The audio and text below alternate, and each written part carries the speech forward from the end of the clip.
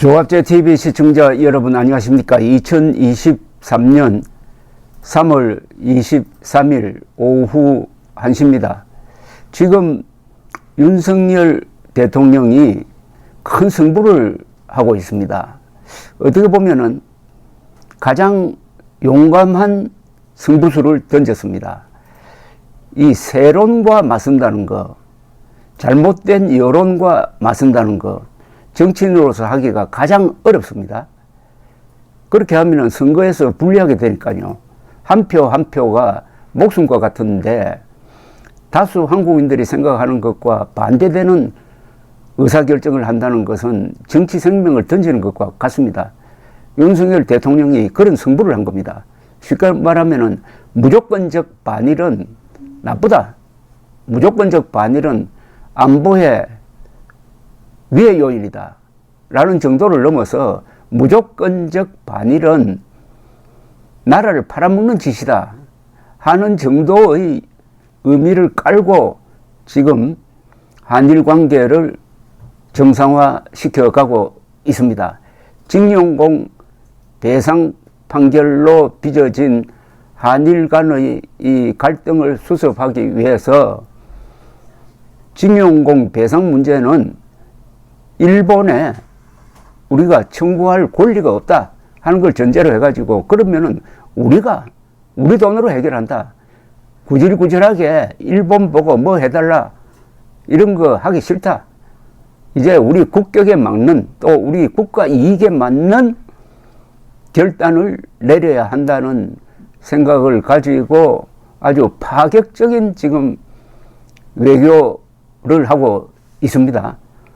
여기에 대해서 국제적 평가가 매우 높습니다. 일본에서도 윤석열 대통령 지지하는 사람들이 많은데 유독 한국에서만은 지금 여론조사를 하면은 다소 불리하게 나옵니다. 제가 다소 불리하다는 표현은 이런 문제에 대해서는 한국 사람들이 항상 반일 쪽으로 가는데 그걸 감안한다면은 그래도 40% 정도의 국민이 윤석열 대통령을 지지한다는 것은 아주 희망이 있습니다. 그런데 이런 문제가 있으면은 국민이 힘이 나서야 됩니다. 대통령은 이 언론 자유가 없는 사람입니다. 말을 조심해야 될 사람입니다. 대통령의 말 한마디 한마디는 특히 외교 문제에 관한 말 한마디 한마디는 바로 나라와 나라 간의 관계에 영향을 미칩니다. 그렇다면은 언론 자유가 있는 국민 힘이 나서 가지고 아주 용감하게 사납게 이 민주당 선동 세력과 싸워야 하는데 그게 별로 보이지를 않습니다. 두 번째는 조중동을 비롯한 이 보수 지식인 층이 나서야 됩니다. 그것도 매우 약합니다. 그러니까 윤석열 대통령이 좀 외롭게 보입니다.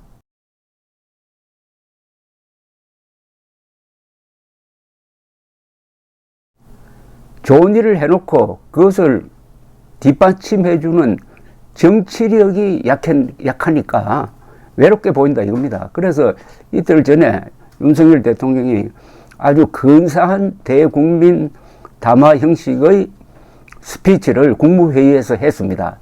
그 내용을 읽어보면 구구절절 옳은 이야기입니다. 옳은 이야기라는 것은 우리 국민들이 일본 문제에 대해서 잘못 생각하고 있는 것을 그냥 직격탄을 날려가지고 대응을 한 점에서 감동을 주는데 이 연설은 역사적 연설입니다. 그런데 역사적 연설로 만들려면 여기에 의미 부여를 해가지고 선전에 이용을 해야 되는데 그걸 하고 있는지 제가 잘 모르겠어요. 어쨌든 그 연설은 역사에 남을 연설입니다. 그리고 수사학적으로도 어떻게 보면 문학적으로도 잘된 연설입니다. 대통령다운 연설입니다. 여기에 대응해가지고 이재명 세력이 지금 하고 있는 것은 이거는 무슨 정책 대결도 아니고 완전히 행패입니다. 그리고 거짓 선동, 가짜뉴스 막 만들고 퍼뜨리고 하는데 그런 가운데서 이 자유진영에 있는 분들이 쓴 글 두 개가 저희 눈에 떠여서 소개를 해드리겠습니다. 하나는 최재형 전 감사원장 현 국민의힘 종로구 의원이 쓴 글이고 하나는 홍준표 대구시장이 쓴 글입니다.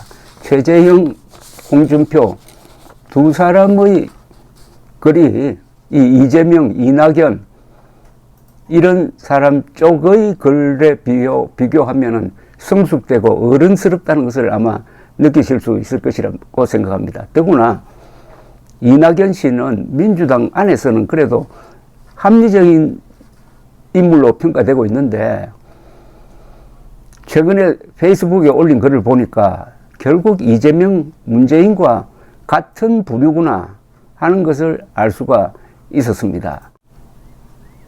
이낙연 씨는 이 한일 관계 경색에 책임이 있는 분 아니겠습니까? 문재인 대통령 밑에서 국무총리하고 민주당 대표하고 그리고 민주당 대통령 후보 경선에 나왔던 분인데 어떻게 이렇게 책임 없는 이야기를 하는지 정말 놀랐습니다. 고맙다고 생각해야죠. 더구나 이낙연 씨는 동아일보 도쿄 특파원 출신입니다. 일본을 잘 아는 사람 아니겠습니까? 그런데 그동안에 문재인 정권이 한일 관계를 수습할 생각을 하지 않고 오히려 더 악화시켜가지고 파탄을 내는 쪽으로 갔는데 미국이 중간에 개입을 해가지고 겨우 그 파탄을 막은 사실을 누구보다도 잘 알고 있을 것 아닙니까? 그런데 뭐라고 했느냐 하면은 외교적 참사라고 했어요. 아니 그렇다면은 윤석열 대통령은 문재인 정권이 어질러 놓고 간 그 밥상을 청소하지 않고 그냥 그대로 두고 거기서 또 한국과 일본이 마주 앉아가지고 막 티격태격 싸우는 그 상태로 가야 된다는 뜻입니까? 설거지 했다고 지금 윤석열 대통령을 외교적 참사라고 했습니다. 고맙다고 해야지. 어지러 높여놓은 어지러운 엉망진창으로 만든 한일 관계를 윤석열 대통령이 욕을 먹어가면서 정상화시키는 데 대해서 이낙연 씨는 침묵을 하든지 말을 하면은 우리가 실수한 것을 저렇게 비난을 감수하고 바로잡는 데 대해서 경의를 표한다고 하든지 둘 중에 하나를 해야 되는데 참사라고 했어요. 완전히 이재명과 같은 부류가 되고 말았습니다.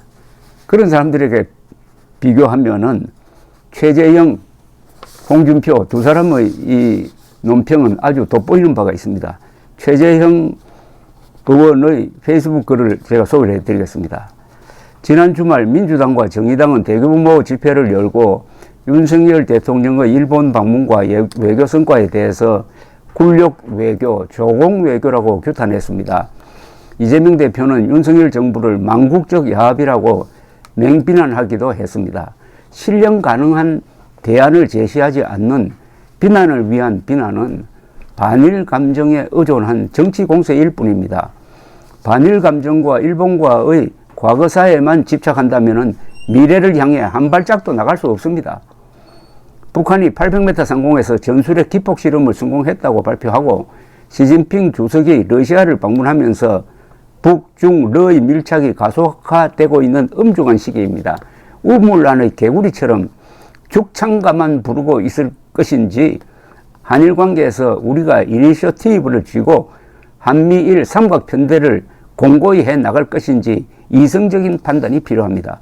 오늘 윤석열 대통령은 국무회의 모두 발언을 통해서 국민께 한일 관계 정상화에 대한 의지와 방일 성과를 상세하게 설명했습니다.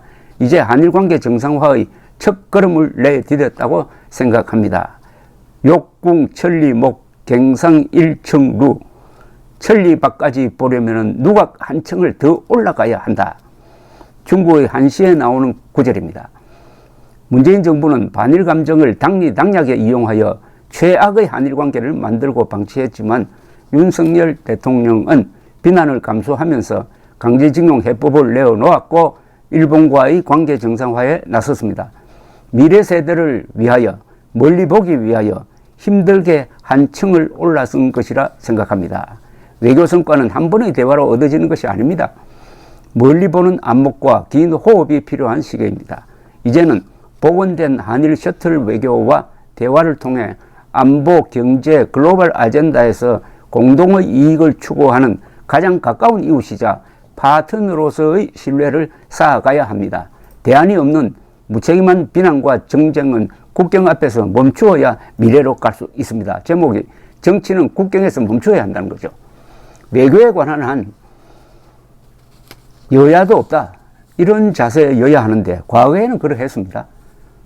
지금 민주당은 친북 반일 노선을 노골화하고 있습니다. 친북 반일은 반역입니다. 친북, 김정은과 친하고 지금의 자유민주국가인 일본과 원수가 되자는 친북 반일은 바로 한미동맹을 깨겠다는 간접적 의사 표시이고 핵무장한 김정은 치하로 대한민국을 밀어넣겠다는 반역입니다. 이어서 홍준표 시장의 페이스북은 조금 더 직설적입니다. 야당은 굴종 외교 공세를 거세게 하고 있지만 정작 우리에게 중요한 것은 굴종 여부가 아니다. 5천만 국민의 생명과 재산을 보호하기 위해서라면 굴종보다 더한 것도 대통령은 선택할 수 있다. 민주당 정권의 위장평화쇼에서 비롯된 심화된 북핵의 노예 상태를 벗어나기 위해서라면 대통령은 굴종을 넘어 어떤 굴욕도 감수할 수 있어야 한다.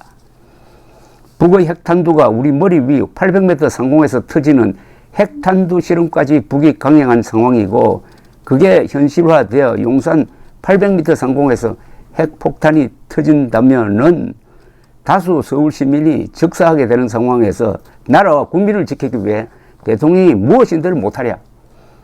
지금은 한미일 자유동맹을 더욱 공고히 하고 독일처럼 나토식 핵 공유를 미국에 적극적으로 요구해야 할 때다. 이 타이밍을 놓치면 우리는 영원히 북핵의 노예가 될 수도 있다.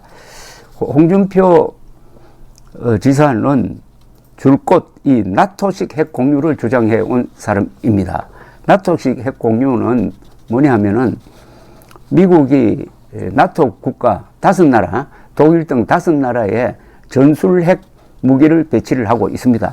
전시에는 그 나라, 독일이나 이탈리아 같은 그 나라도 전술핵 무기에 대해서 미국과 공동 사용권을 갖는다는 약속이 되어 있습니다. 그러니까 독일 같은 나라가 독자적으로 핵무장을 하지 않고 있는 겁니다. 바로 이런 제도를 한국에도 도입을 해가지고 전술핵을 재배치를 하고 미국이 갖고 있는 핵무기는 사실상 한국이 같이 가지고 있는 것이다 하는 이런 시스템을 만들면은 북한의 핵 무력을 무력화시킬 수 있다 하는 그런 이야기입니다. 북핵 노예 벗어나려면 대통령은 어떤 굴욕도 감수해야 한다. 정치는 국경에서 멈춰야 한다. 최재형, 홍준표 두 사람의 이런 통 큰 시야가 돋보입니다. 감사합니다.